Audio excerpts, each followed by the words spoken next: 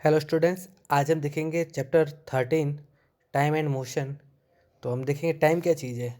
Time हम हमने हमारे दिन को अलग अलग टाइम से निकाल लिया है, मतलब कि अलग अलग पार्ट में डिवाइड किया है। इस पार्ट को इसलिए डिवाइड किया गया है ताकि हम अपना काम ढंग से कर सकें। टाइम है तो टाइम से हमें पता चलता है कि हमें सुबह स्कूल कितने बजे आना है, हमारी छुट्टी कितने बजे होगी, बस हमको कितने बजे लेने आएगी, हम घर कितने बजे पहुँचेंगे, घर पे पहुँचने के बाद हम दूसरे काम कब करेंगे। ये सब हम किससे नोट करते हैं? टाइम से। और सबसे पहले इसके लिए हमको ज़रूरी है कि टाइम को मेज़र करना। तो मेज़रमेंट कैसे किया जाता है? तो किसी चीज़ का मेज़रमेंट करने के लिए हम क्या करते हैं, किसी भी दो चीज़ का आपस में कंपैरिजन किया करते हैं। जैसे कि इस लाइन की लंबाई कितनी है, तो हम क्या करेंगे, इसके लिए अपनी एक स्केल लेंगे, इसके पास में रख देंगे। इस स्केल के ऊपर नंबर दिए होते हैं 1 2 3 एंड 4, इस टाइप से नंबर दिए होते हैं। तो हम देखते हैं कि ये लास्ट कहाँ तक जा रहा है, कि 4 तक जा रहा है, तो हम कहेंगे इसकी लंबाई 4 है। कैसे किया?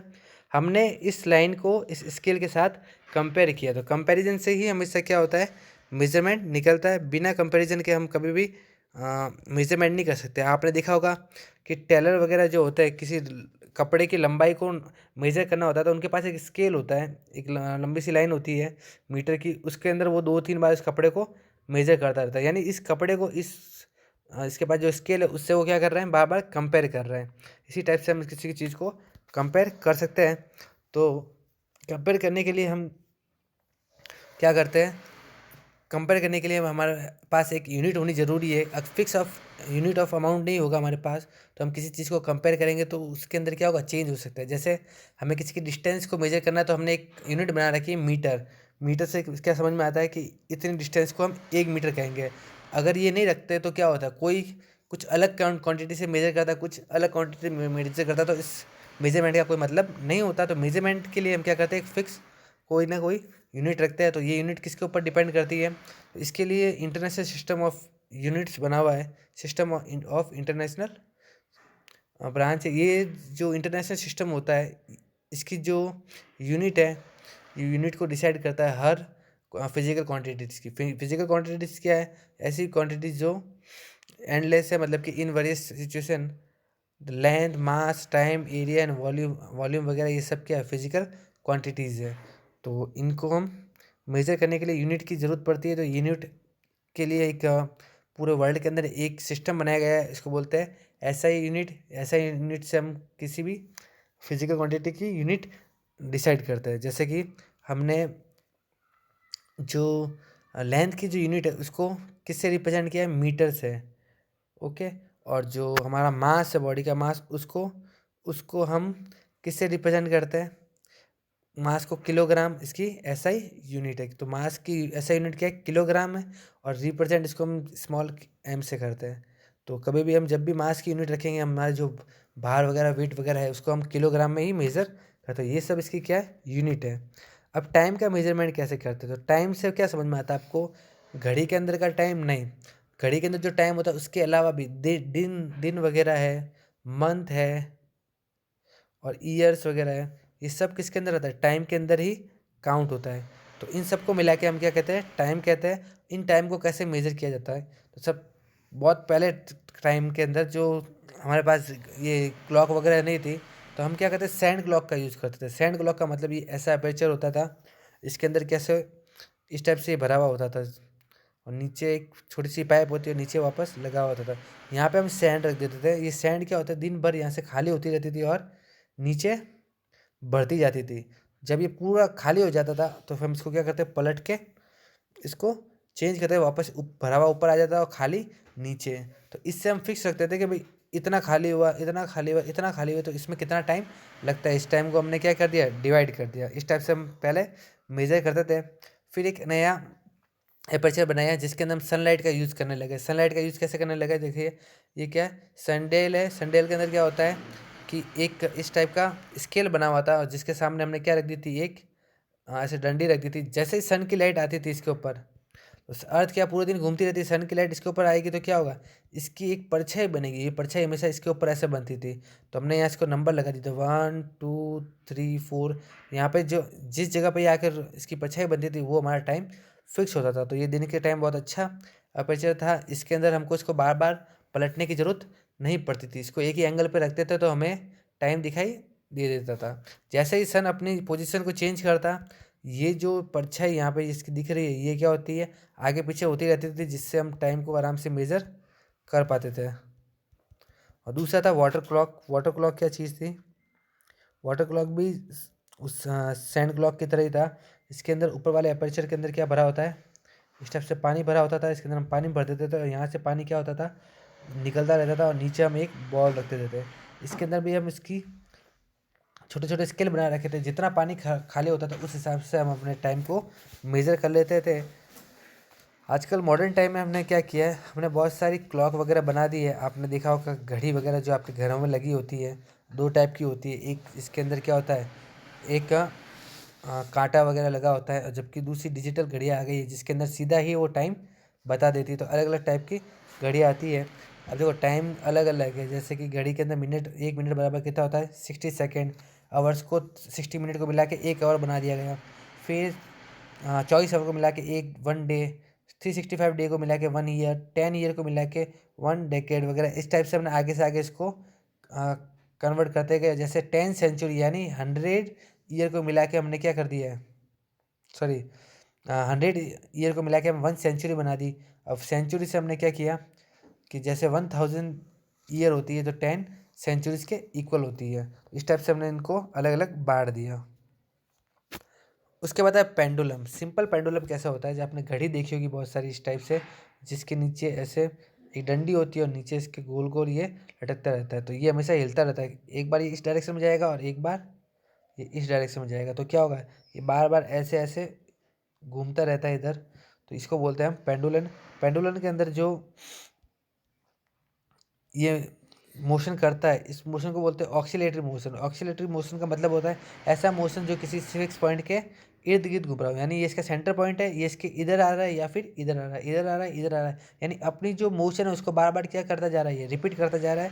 इसको हम क्या बोलेंगे, ऑक्सीलेटरी मोशन। इसके नीचे जो ये उभारदार जो आकृति है इसको हम बोलते हैं बॉब। इस बॉब की वजह से ये हमेशा क्या करता रहता है, इधर उधर मोशन करता रहता है। तो इस टाइप का हमारा एक पेंडुलम होता है।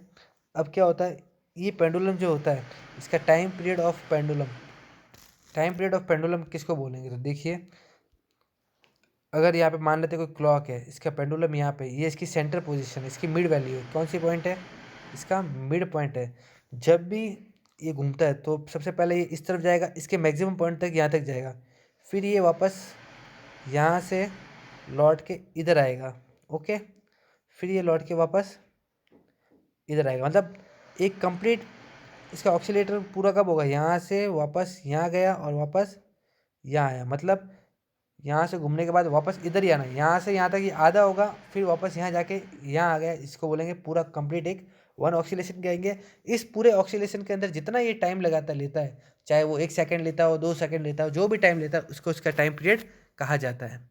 अब आगे आता है मोशन एंड स्पीड।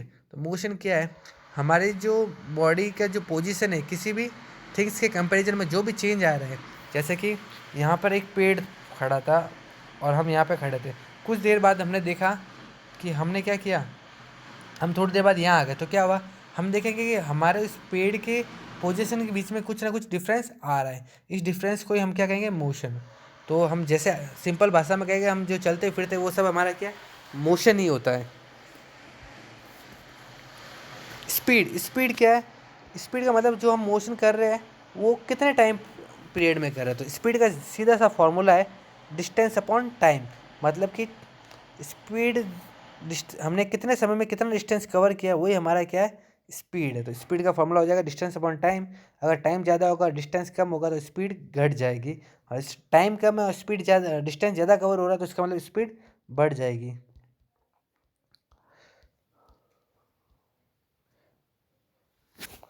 तो इसके यहाँ पे कुछ न्यूमेरिकल दे रखे हैं, तो आप इसको अगर सॉल्व करना चाहें तो कर सकते हैं। यहाँ पे कुछ आपको प्रॉब्लम दे दी जाए, जैसे कि कोई इंसान 60 मिनट्स के अंदर, टाइम कितना, 60 मिनट्स के अंदर 120 मीटर चल रहा है, तो उसकी डिस्टेंस क्या होगी। तो हम लिख सकते हैं 120/60। तो कट हो के कितना हो जाएगा, ये हो जाएगा 2 मीटर पर मिनट। ये इसकी हम स्पीड बता सकते हैं। इस टाइप से हम किसी भी न्यूमेरिकल प्रॉब्लम को यहाँ पे सॉल्व कर सकते हैं। उसके आगे आया यूनिफॉर्म मोशन। देखिए मोशन से तो समझ में आ गया कि गति को मोशन कहते हैं, यानी हम जो चल रहे फिर रहे उसको मोशन कहते हैं। यूनिफॉर्म मोशन का मतलब होता है जब हम कभी भी कोई डिस्टेंस को एक ही स्पीड से अच्छा इसको कवर करें। जैसे कि यहाँ पर यहाँ से यहाँ तक आने पर हमने 1 घंटा लिया, आगे जाने में भी वापस 1 घंटे ले रहे हैं, और इससे भी आगे जाने पर हम क्या ले रहे हैं, 1 घंटे ले रहे हैं। तो मतलब क्या,